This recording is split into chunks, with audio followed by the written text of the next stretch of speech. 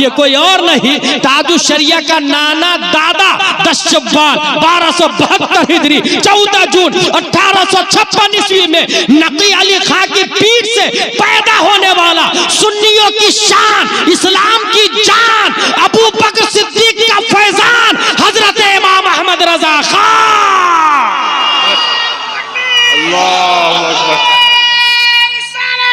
हिंदुस्तान में एक साइंटिस्ट को पैदा किया और वो हिंदुस्तान का साइंटिस्ट एबीसीडी में नहीं गया, अली बातासा वाला घर में पैदा हुआ। और कमाल की बात यह है कि दारुल उलूम में भी नहीं गया, बल्कि हैरत की बात यह है कि 2.5 साल की उम्र है, सामने से तवाइफ गुजर रही है। 2.5 साल के बच्चे ने दामन को उठाया और आंखों को छुपा लिया। तवाइफ ने कहा वाह रे बच्चे, जिसे छुपाना चाहिए था उसे खोल दिया और जिसे खुला रखना था उसे छुपा लिया।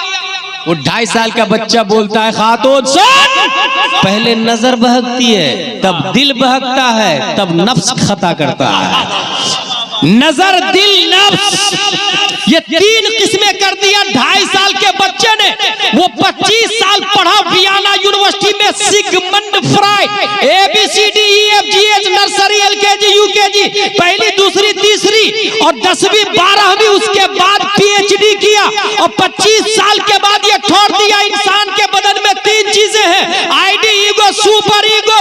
इसी 3 चीज को अली बातासा वाले ने 2.5 साल की उम्र में बता दिया। इंसान के बदन में 3 चीजें हैं, नजर, दिल, सतर। ये 2.5 साल का बच्चा कोई और नहीं, 10 शव्वाल 1272 हिजरी 14 जून 1856 ईस्वी में पैदा होने वाला नकी अली खां का बेटा इमाम अहमद रजा खान।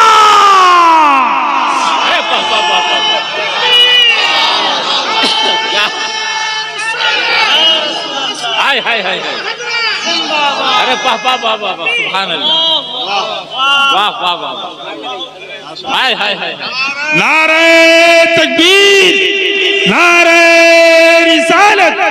हजरत अल्लामा गुलाम जिलानी अजहरी दारुल उलूम सैयदना अबू बकर सिद्दीक। तबीयत खराब हुई,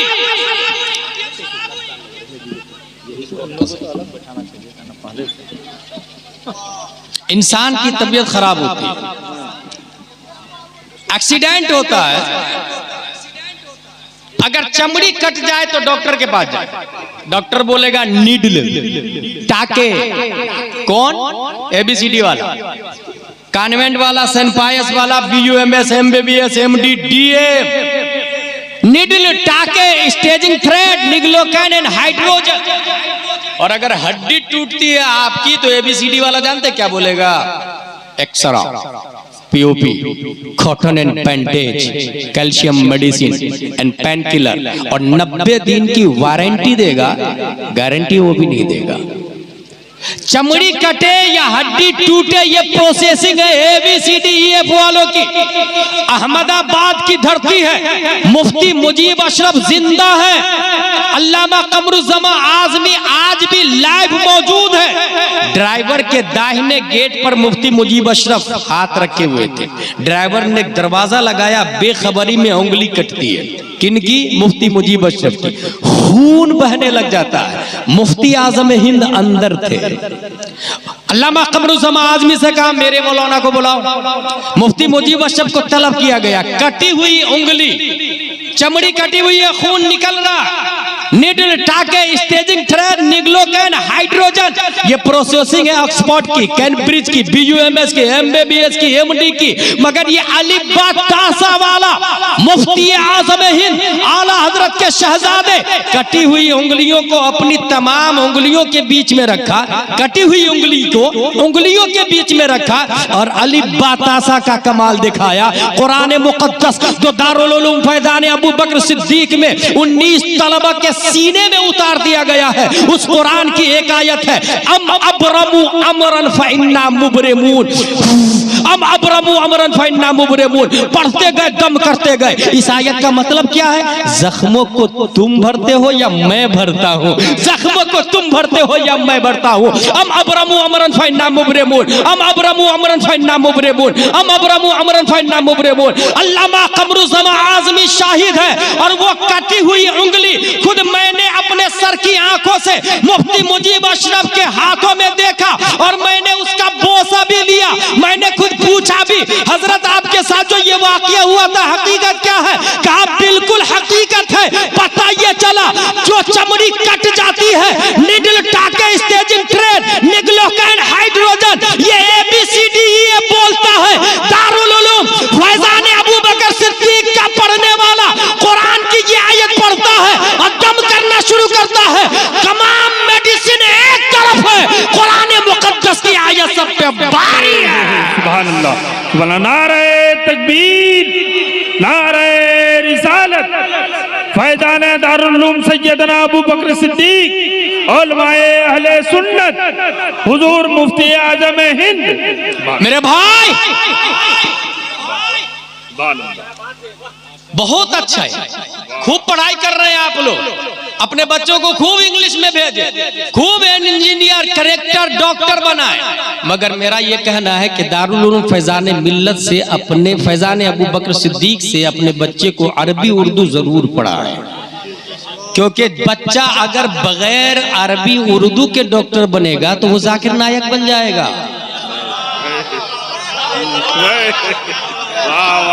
और अरबी उर्दू अगर दारुल उलूम फैजान अबू बकर से पढ़ के बनेगा तो डॉक्टर अमीन मियां बनेगा, डॉक्टर अशरफ मियां बनेगा, डॉक्टर सज्जाद आलम मिसबाही बनेगा।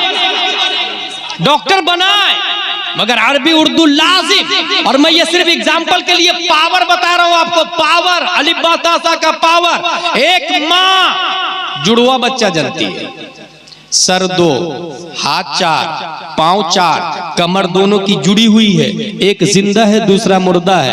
ABCD वाला क्या करूं बता? का operation. BUMS, what are you thinking about it? का ऑपरेशन। MBBS, said operation.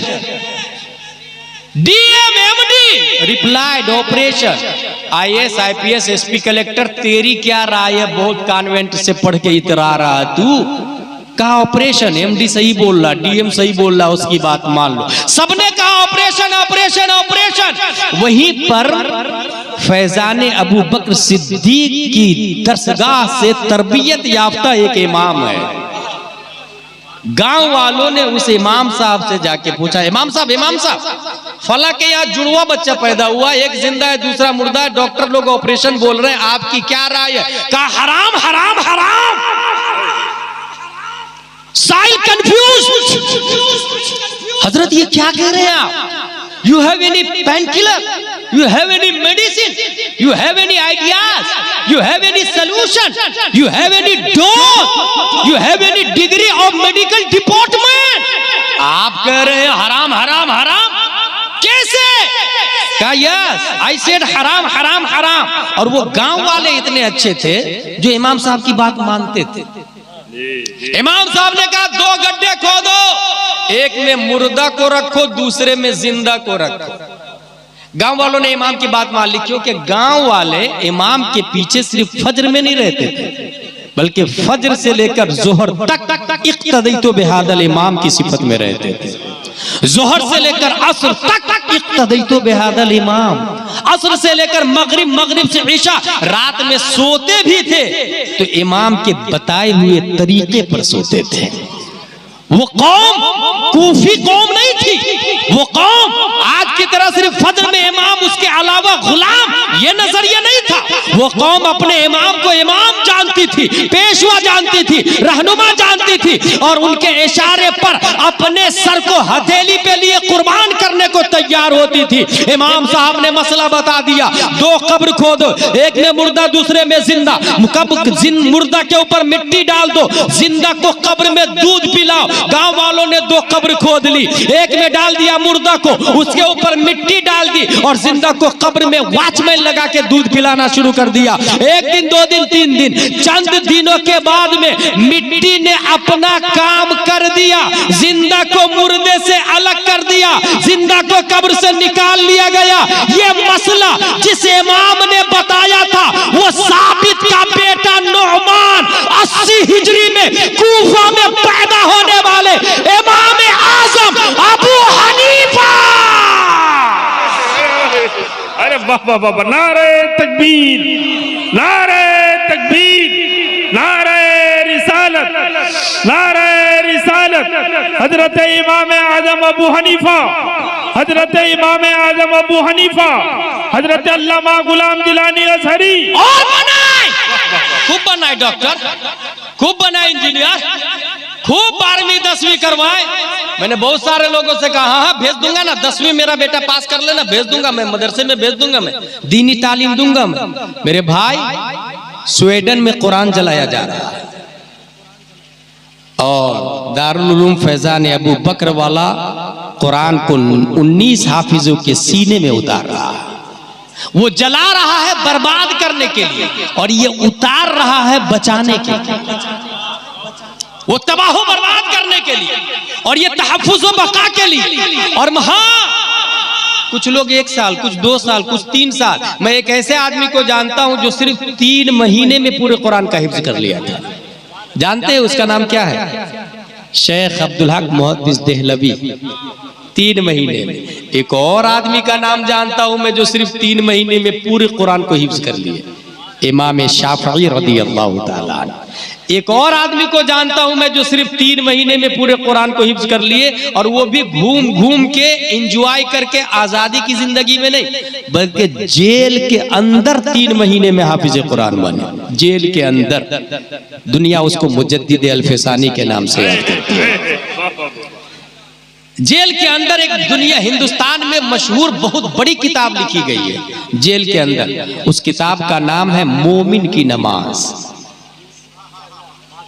ये किताब जेल में अल्लामा अब्दुल सत्तार हमदानी ने लिखी है।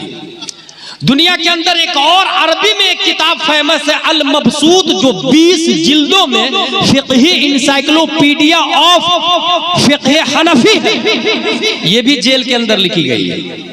12 साल में जेल में इस किताब से इमला कराई गई, और इस किताब को जिसने लिखवाया वो शमसुल अइम्मा सरखसी है। 12 साल कुएं के अंदर, जेल के अंदर से किताब लिखा। मैं एक ऐसे आदमी को जानता हूं जो सिर्फ 7 दिन में हाफिज कुरान बन गए। असद भाई, 7 दिन में शुअरा की दुनिया में अपने अशआर से रद्द सुलह कुल्लियत करने वाले को हिंदुस्तान और गैर हिंदुस्तान में असद इकबाल के नाम से याद करते हैं। अशआर के जरिए रद्द सुलह कुल्लियत करने वाले, 7 दिन में हाफिज कुरान बनने वाला। वो गए इमाम साहब के पास, इमाम साहब मैं अल्लामा बनना चाहता हूं। कहा जा कुरान याद करके आओ पहले। वो गए और 7 दिन के बाद फिर आ गए। बोले हजरत मैं अल्लामा बनना चाहता हूं। मैंने कहा ना कुरान याद करके आओ। अच्छा, उस जमाने में जो अल्लामा होता था वो हाफिज कुरान भी होता था। ये कमनसीबी हमारे हिंदुस्तान की के हिफ्ज की लाइन ही अलग कर दी गई है, वरना हकीकत में कुरान का वजूद दलाइल के लिए हुआ है, तरावी के लिए नहीं हुआ है। वाह वाह वाह, अरे वाह वाह वाह। इसीलिए आज भी जामे अजहर मिस्र में हिफ्ज का कोर्स नहीं होता है, बल्कि वहां जो माहद है उसमें 2 पारे ऊला में, 2 पारे फिर सानिया में, फिर सालिसा में, इस तरह आलिम की दस्तारबंदी होती है तो साथ में हाफिज कुरान भी हो जाता है। जिस तरह नहव और सर्फ का सब्जेक्ट है, इसी हिफ्ज का सब्जेक्ट है। उसका ये कहना कि ये अलग से कोर्स थोड़ी है। हाफिज तो जाहिल होता है ना, कुल्लू हाफिजिन जाहिल, इसका कोर्स तो अलग से नहीं होता। मगर ये कमनसीबी है कि हमारे यहाँ लोगों ने हिफ्ज का कोर्स अलग किया। उसकी वजह यह है कि लोगों ने आलिम के लिए टाइम देना कम शुरू कर दिया कि नहीं, आलिम 9 साल का कोर्स हम नहीं करेंगे। तो उलमा ने दीन की हिफाजत की खातिर कम से कम सोचा कुरान की हिफाजत तो होगी, क्योंकि परवीन तो गरिया फिर आएगा, फिर कुरान को डैमेज करेगा। वसीम राबजी फिर आएगा, फिर कुरान को डैमेज करेगा। तो उलमा ने ये सिस्टम राइज किया और वो चल रहा है, वरना हकीकत में कुरान का वजूद दलाइल के लिए हुआ है। मुझे अच्छे से याद है, मिस्र के एयरपोर्ट पे जब मैं उतरा था तो वहां टैक्सी ड्राइवर को कहा कि हमें जामे अजहर जाना है, और वो टैक्सी ड्राइवर सिगरेट पी रहा था और रमजान का टाइम। मैंने कहा तलस्त बिस्वाई, तूने रोजा नहीं रखा, और अन्नका मरीज, या बीमार हो तो जानते वो टैक्सी ड्राइवर क्या बोलता है, ला ला ला ला हिनल वक्त व अना आलम व इन कुंतुम मरीदन औ अला सफरिन फइद्दतुम मिन अय्यामिन उखर। ये टैक्सी ड्राइवर पढ़ते सुनाता। मैं समझ गया जामे अजहरी पहुंच चुका हूं। टैक्सी ड्राइवर कुरान की दलील देता है कि अगर बीमार हो जाओ तो बाद में उसकी कज़ा करो। मैं आपसे पूछूं रोजा की दलील क्या है तो आपको नहीं पता होगा, और वहां बीमारी में रोजा का क्या हुक्म है, कुरान की आयत से उनको दलील याद है। यही फर्क है हमारे हिंदुस्तान में अरब कंट्री में। 7 दिन में हाफिज बन के आने वाला, तुमने याद कर लिया पूरे कुरान को? बोले हाँ हजरत याद कर लिया पूरे कुरान को। का अलिफ लाम मीम से वन्नास तक याद कर लिया? बोले हाँ हजरत याद कर लिया। अब मैं आलिम का कोर्स शुरू करना चाहता हूँ। इमाम साहब ने आलिम का कोर्स शुरू करवाया। वो 7 दिन में हाफिज कुरान बनने वाला हजरत इमाम मोहम्मद रदी अल्लाह ताला अन्हु है, और वो इमाम साहब इमाम आजम अबू हनीफा रदी अल्लाह ताला अन्हु। 7 दिन में। एक ऐसे आदमी को जानता हूं मैं जो सिर्फ 7 घंटे में हाफिज कुरान बने। वाह वाह वाह। 7 घंटे में हाफिज कुरान बने। उनको किसी ने कह दिया हाफिज साहब, हाफिज साहब। उन्होंने सोचा यार मैं तो हाफिज हूं नहीं, but he said he called हाफिज साहब। अब मैं क्या करूं उसको मोनू भाई भाई भाई हाफिज मत बोलना मुझको, या फिर उसकी बात सच कर दिखाओ। 2 ऑप्शन थे उसके पास, या तो उसको रोक दूं या उसकी बात सच कर दूं। उसने सोचा रोकू नहीं, उसकी बात सच कर देता हूं। और पहला पारा खोला, एक बार पढ़ा और याद आ गया। दूसरा पारा खोला और एक बार पढ़ा और याद आ गया। और सिर्फ थोड़ा बहुत अटक के याद नहीं हुआ, बल्कि जाके एक बार पढ़ने के बाद तरावी भी पढ़ाना शुरू कर दिया उसने। तीसरे दिन तिलकर रसूल याद, लन तनालू याद, एक बार पढ़ा, वल मुहसनात याद, ला युहिब्बु याद, व इदा समिअू वलौ अन्ना क़ाल अल मलअ व अलमु यअतदिरुन व मा मिन दाब्बा व मा उबर्रियु रुबमा सुब्हानल्लज़ी क़ाल अलम इक़तरब क़द अफ़लह। एक बार वो पारा पढ़ते गए और याद होता चला गया। उनके पढ़ने के टाइम को जोड़ा गया तो सिर्फ 7 घंटे में हाफिज कुरान बनने वाला ये कोई और नहीं, ताजु शरिया का नाना दादा 10 शव्वाल 1272 हिजरी 14 जून 1856 ईस्वी में नकी अली खां की पीठ से पैदा होने वाला, सुन्नियों की शान, इस्लाम की जान, अबू बकर सिद्दीक का फैजान, हजरत इमाम अहमद रजा खान। अल्लाहु अकबर। या रसूल अल्लाह, जिंदाबाद जिंदाबाद जिंदाबाद, सुभान अल्लाह।